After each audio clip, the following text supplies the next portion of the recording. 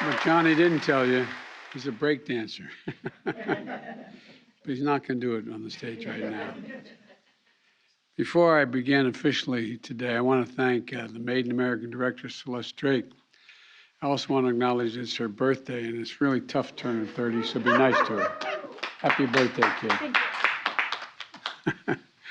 And Johnny, thank you. Thanks to all your coworkers. I just had a chance to meet before you all came in.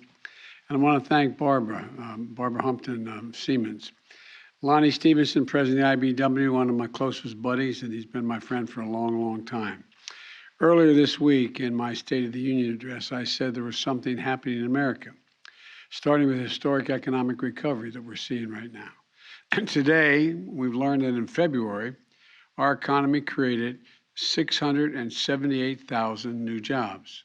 678,000 new jobs.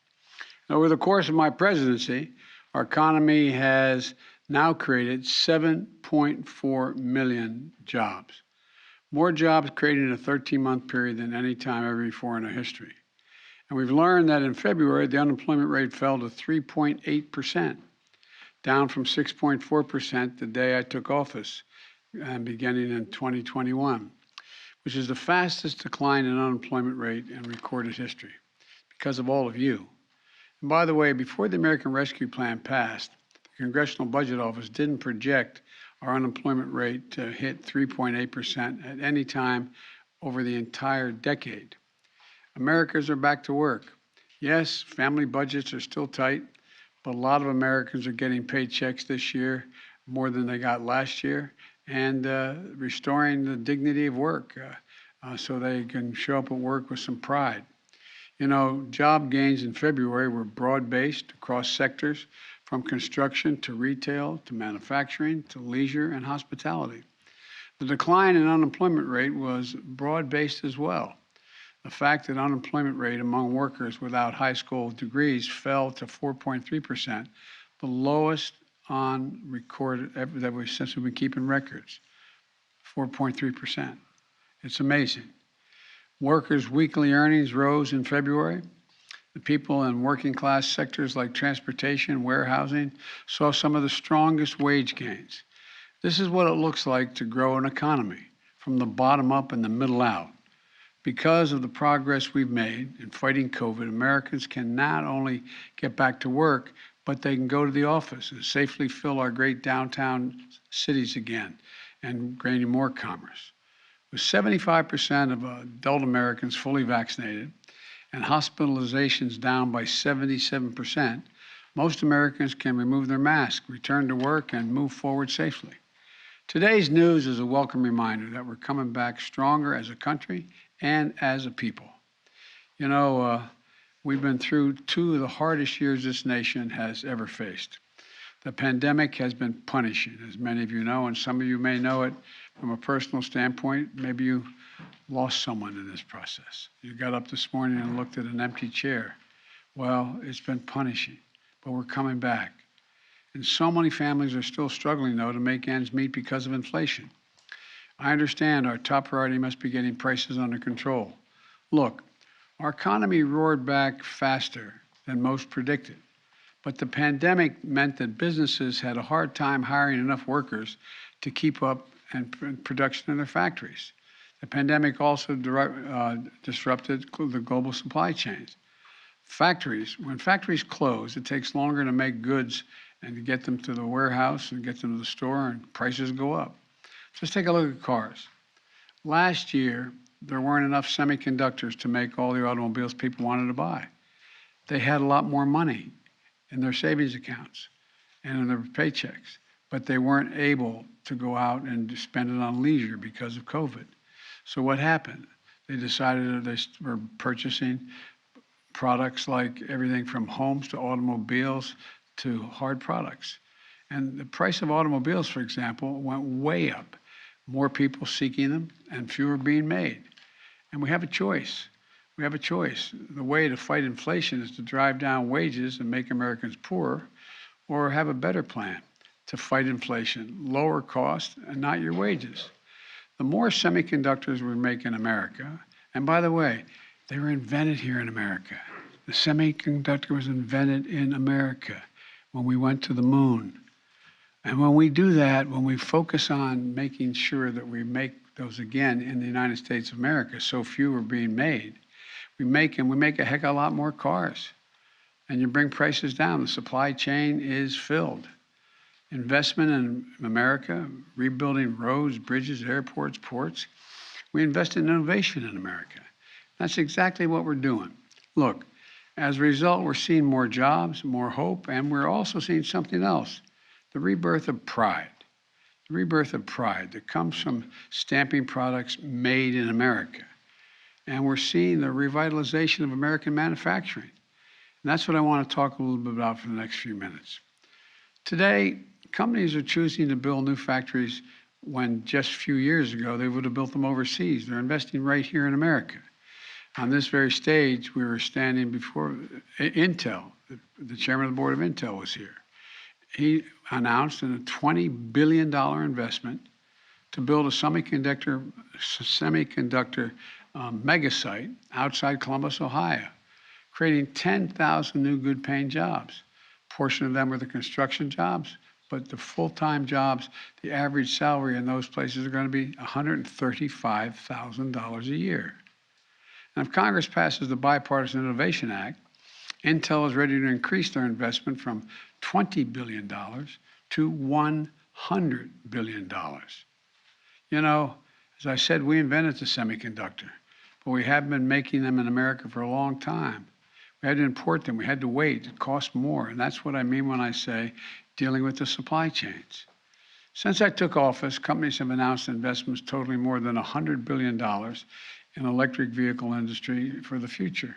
The iconic companies like Ford, GM, new electric vehicle production, Tesla, our nation's largest electric vehicle manufacturer, to innovate and inspire younger companies like Rivian, building electric trucks, Proterra, building electric buses.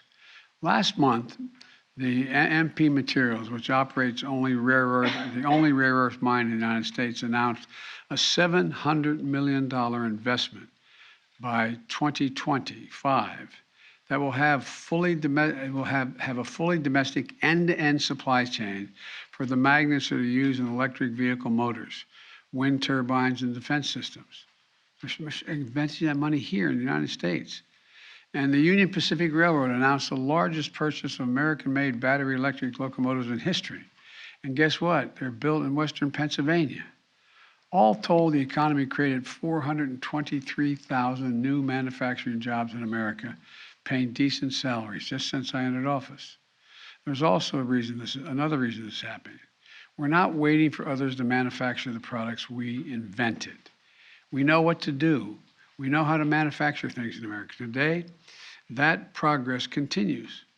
I just had a chance to have a viral tour of both the Siemens facilities, one in Pomona and the other in Grand Prairie, Texas. A chance to talk with some of the IBEW members working there, because our infrastructure law provides $7.5 billion to build a national network of 500,000 electric vehicle charging stations across America. And it also provides $16.5 billion to modernize our power grid, how we move electricity across America. Companies like Siemens are investing here in the United States of America. And you just heard from Barbara, Siemens is announcing a $54 million investment to upgrade and expand those facilities in Texas and California that develop high-tech, high-value electrical equipment that is used in electric circuitry, switchboards, electric vehicles, chargers out on the highways, and data centers. This announcement alone is going to create 300 new good-paying, cutting-edge manufacturing jobs. Folks, America's coming back. It really is. In addition, Siemens will be building an entirely new facility to make charging equipment for electric vehicles. The location of that facility will be announced later this year. I don't know where it is, so don't ask. A lot of my colleagues in the Congress are going to be saying, Joe, where's it going to go? I don't know. But it's going to be in America and help us continue to grow our clean energy economy. Look, folks, when I ran and got elected, I said I wanted to rebuild America. This is what I was talking about. And we want to see a lot more stories like this one. So when the taxpayers' dollars to rebuild America, that's what they are, taxpayers' dollars, we're going to buy American, buying American products to support American jobs. And by the way, these are the best products in the world. The federal government spends about $600 billion a year in goods and services to fulfill its responsibility to the American people, from the Defense Department to healthcare to education and beyond. In fact, what's happening is the federal government is Siemens' largest customer, for example. Most people don't know there's been a law on the books for almost a century to make sure that your tax dollars support American jobs and American businesses. Every administration says they're going to use that law. But when it comes time to make these purchases, whether that's the deck of an aircraft carrier or a ventilation system in a school, the response often is from the government, we can't find an American company, so we need to issue a waiver and buy the product that was made overseas, not by an American worker. So Buy American became a hollow promise. Well, my administration, Buy American is a reality. We've created a Made in American office in the White House to oversee efforts. And you just heard from Celeste, who runs that office. My first cabinet meeting, I told everyone that if their agency wants to issue a waiver to purchase something for their agency and what they have responsibility for, they don't have to use they think they don't have to use an American company. Well, guess what? They have to come to the White House office and set up and explain to me why they have to post that request, why they have to do that. And they're going to have to post a request publicly on our sites so American manufacturers and business have a chance to raise their hand and say, no, I can do that. I can do that in my shop, in my town. Today, we're going even further.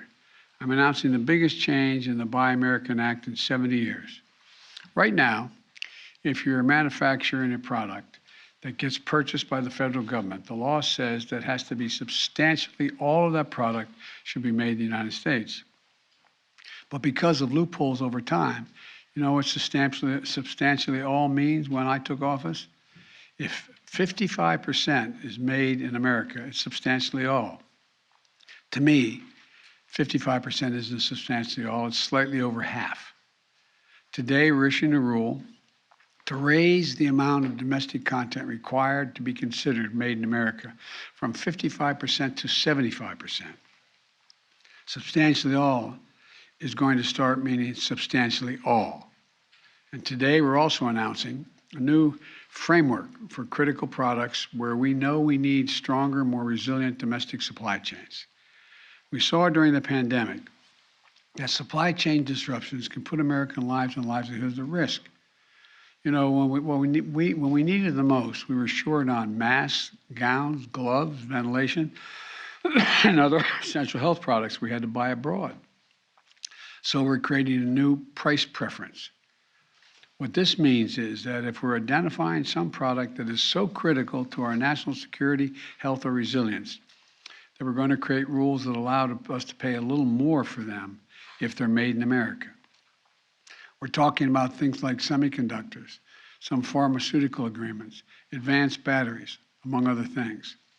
It's worth it for us to ensure that we have a domestic capacity to protect us from shortages and price spikes in the future. And yes, we're going to keep trading with our allies and friends, and we're going to work with them to ensure every single country can create global choke points for critical goods. Can't have those choke points. But we also need a resilient supply chains of our own so that we're never at the mercy of other countries for critical goods ever again. And by the way, when I say buy American, I mean buy all America. I want to increase the share of federal spending in goods and services that go to small businesses in America, the backbone of our country. Last year, I released a plan to increase the number of contacts that go to small disadvantaged businesses by 50% by 2025. This means more contracts will go to Black, Brown, Native American, women-owned, veterans-owned small businesses in every state and territory, in every industry from services to manufacturing to agriculture. Already we're seeing success. Women-owned businesses have won contracts to provide masks for the government, clothing for the Marines. Veteran-owned small businesses are now producing specialty trucks and trailers for the Department of Veterans Affairs and the Army. We're seeing other Buy American successes, which will allow us to make synthetic rubber gloves in Alabama, fibers that go into N95 masks in New Hampshire, shipping containers in Maryland. The list goes on. And here's what it all adds up to. Today, I'm placing a bet on America. Everyone here is going to make sure that it pays off, everyone on this stage. What I say today, what we've seen in the past months, is more reason why we need to reject the defeatist view that the forces of automation and globalization mean we can't have good-paying union jobs manufacturing here in America. Our manufacturing future, our economic future, our solutions to the climate crisis, they're all going to be made in America. And what that means to build a better America, well, it does. We're going to build a better America as a consequence. So thank you all very much, and I thank my colleagues for being here. And I understand a lot of Siemens folks are in the front row there too. Welcome. And thank you all in California and in Texas. Thank you.